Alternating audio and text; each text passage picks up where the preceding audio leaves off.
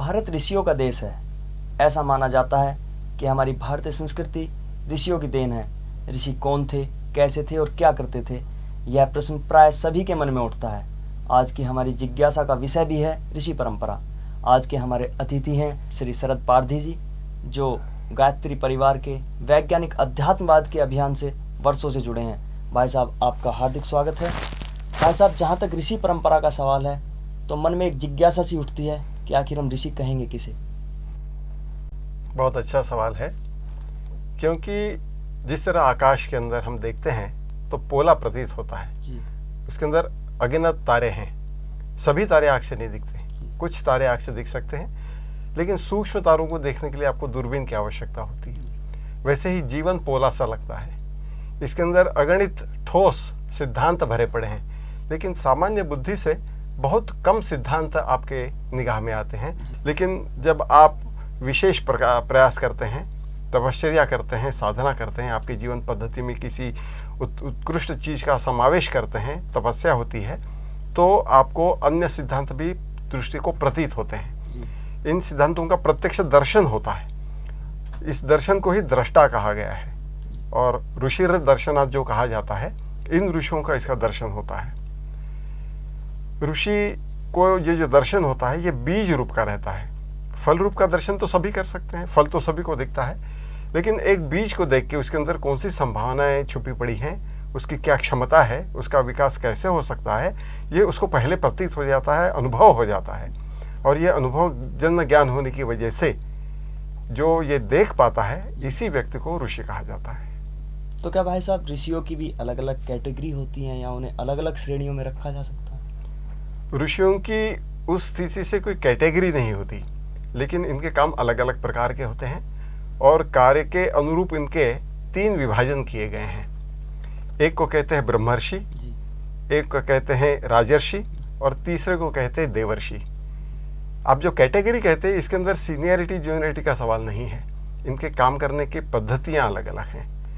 ब्रह्मर्षि वो होते हैं जो अपने आत्मा की गहरा में उतर सकते हैं और सूक्ष्म से सूक्ष्म स्थिति में प्रवेश करके जीवन के सिद्धांतों का प्रत्यक्ष दर्शन कर सकते हैं, मनन कर सकते हैं। मनन ये एक शक्ति है।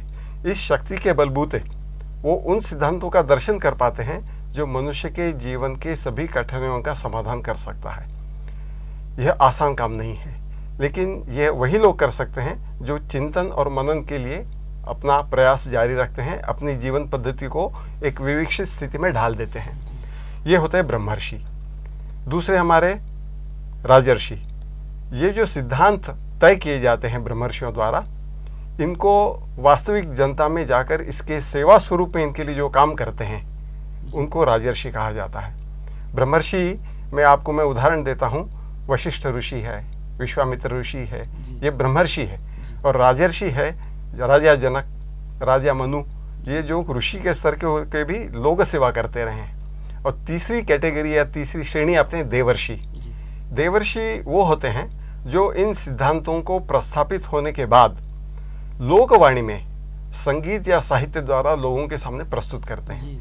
ये भक्ति मार्गी प्रतीत होते हैं, लेकिन इनका बहुत बड़ा योगदान होता है कि जन सामान्यों को उन सिद्धांतों को लोकवाणी से और गीतों के माध्यम से ये प्रस्तुत करते हैं। उदाहरण के स्वरूप आप देखिए, देवर्षि नारद हैं, वाल्मीकि ऋषि हैं, वेद व्यास हैं।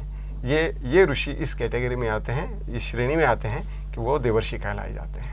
तो भाई साहब, ऋषि परंपरा किस संदर्भ में देखी जा सकती है?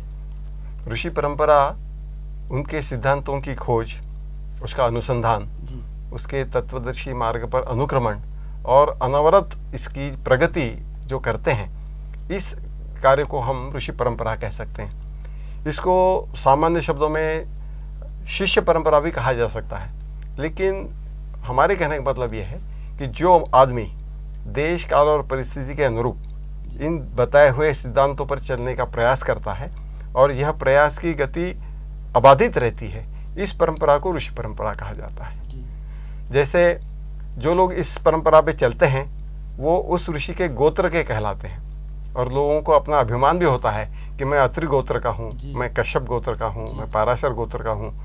और इस अभिमान में कई बार ऐसे दिखाई देता है कि गोत्र तो जानते हैं, लेकिन परंपरा को हम लोग भूल गए हैं। तो भाई साहब, ऋषि परंपरा के गोत्र तो रह गए, लेकिन ऋषि परंपराओं को लोग अधिकतर भूल गए। आखिर ऐसा क्यों? इसका बहुत बड़ा कारण हुआ है कि मध्य युग में, मध्यकाल में हम लोग अपने अस्तित्व की लड़ाई लड़ रहे थे। जी। हम अपना अस्तित्व क्या, हमारी अस्मिता भी खोने के डर में थे। यहाँ तक कि यज्ञोपवीत भी हमारा संकट में पड़ गया था। तो गोत्र तो याद में रह गया, लेकिन ऋषि परंपरा हम भूल गए।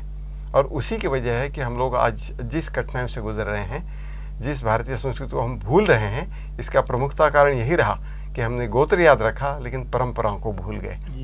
परम पूज्य गुरुदेव बार बार कहते थे कि बेटा हम ऋषि परंपरा के हैं, हम संत परंपरा के हैं। बार बार याद दिलाते थे कि हम जिस परंपरा के हैं उस परंपरा को हमको ध्यान में रखना चाहिए, उसका पालन हमको करना चाहिए, उस मार्ग का अनुसरण करना चाहिए।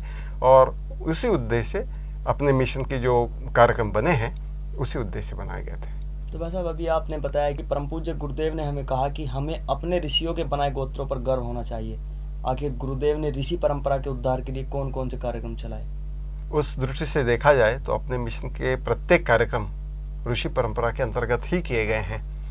आपको मालूम होगा कि यहाँ पे जो गायत्री तीर्थ की स्थापना हुई है, वहाँ पे सप्तर्षि स्थापित किए गए हैं, उनकी प्राण प्रतिष्ठा की गई है। उद्देश्य यही था कि जब जब हम इनके दर्शन करेंगे तो हमकी इनके परंपरा की याद आती रहेगी, हम लोग उस परंपरा पे चलते रहेंगे। गायत्री मंदिर के सामने ही विश्वामित्र ऋषि की स्थापना की गई है।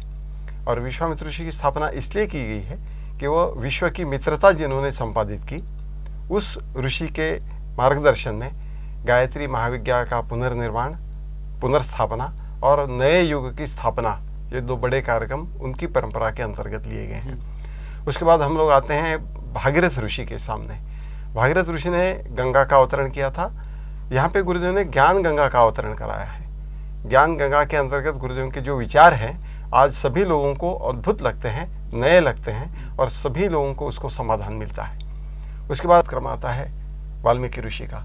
वाल्मीकि ऋषि ने रामायण लिखी थी, आदि कवि कहे जाते हैं। सत साहित्य का सृजन यहीं से शुरुआत हुई है।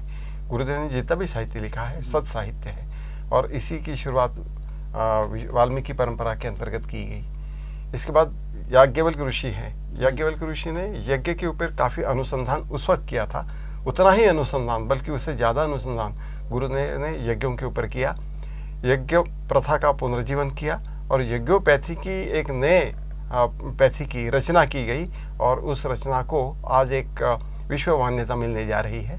वशिष्ठ ऋषि के परंपरा में हम लोग धर्मतंत्र और राजतंत्र, इनका समन्वय कैसे हो, धर्मतंत्र से राजतंत्र के ऊपर नियंत्रण कैसे हो, इसका विशेष प्रयास हम कर रहे हैं। स्वयं शासित समाज की निर्मिति के लिए व्यक्ति निर्माण, परिवार निर्माण और समाज निर्माण, ये कार्यक्रम हमारे चलते आ रहे हैं। वशिष्ठ ऋषि एक बहुत महत्वपूर्ण ऋषि रहे हैं और इनके अंतर्गत हमारे सभी कार्यक्रम इनके इर्द गिर्द चलते रहते हैं।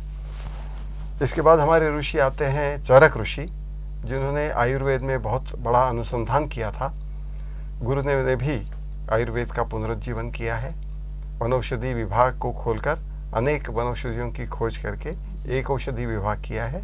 उसके अंतर्गत हमारा बहुत बड़ा कार्यक्रम चलता है वनस्पति और आयुर्वेद पुनरुद्धारण का। सातवें ऋषि आते हैं परशुराम जी। दुष्प्रवृत्तियों का उन्मूलन ये बहुत बड़ी हमारे यहाँ की समस्या है, इसके लिए उनके परंपरा का हमने आधार लिया है। इसके अंतर्गत दुष्प्रवृत्तियों से आदमियों को हटाना,